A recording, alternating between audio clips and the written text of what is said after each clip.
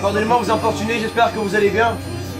J'aimerais vous parler de quelqu'un. Vous savez, c'est l'histoire de quelqu'un qui avait commis beaucoup de crimes. Et un jour, il doit aller à un jugement.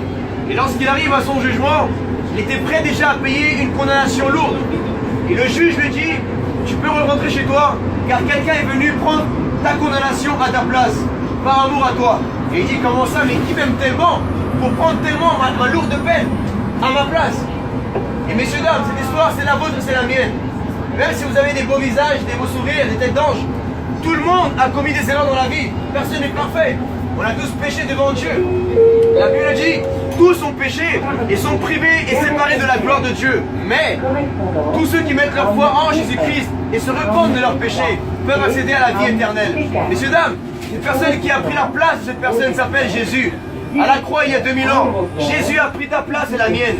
Il a été jugé avant que tu ne sois pas jugé le jour que tu seras devant Dieu. Il a été condamné afin que toi et moi ne soyons pas condamnés. Et si tu mets ta foi en Jésus-Christ, peu importe ton origine, tu auras la vie éternelle. Jésus ne te demande pas aujourd'hui de faire des rituels. Jésus nous demande simplement aujourd'hui de prendre 5 minutes et d'apprendre à reconnaître nos erreurs. Et que nous puissions demander pardon à Dieu. Savez-vous pourquoi aujourd'hui il y a tellement de divorces en France et dans le monde entier? Des Chinois qui viennent dans le monde entier, en France, pour se marier, ils ignorent que la France est un des pays du monde qui ont le plus grand taux de divorce. Et vous savez pourquoi? Parce qu'aujourd'hui l'être humain ne sait plus reconnaître ses erreurs. Quand on demande à une personne qui est divorcée, ou quand on demande à quelqu'un qui vient d'avoir un malentendu avec une personne, il va dire non, c'est la faute de ma femme, c'est la faute de mon mari, c'est la faute de ma mère, c'est la faute de mon père. On met toujours la faute sur quelqu'un, mais jamais sur soi. On ne sait plus reconnaître ses erreurs.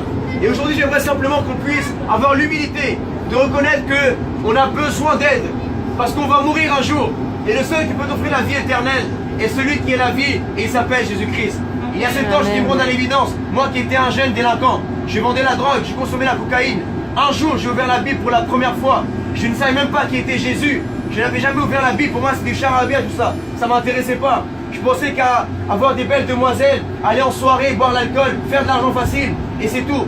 Mais je me suis rendu compte que je suis plus seul dans ce monde et je mourrai seul. Et toi, tu n'emporteras pas ton copain et ta copine, tu n'emporteras pas ton argent.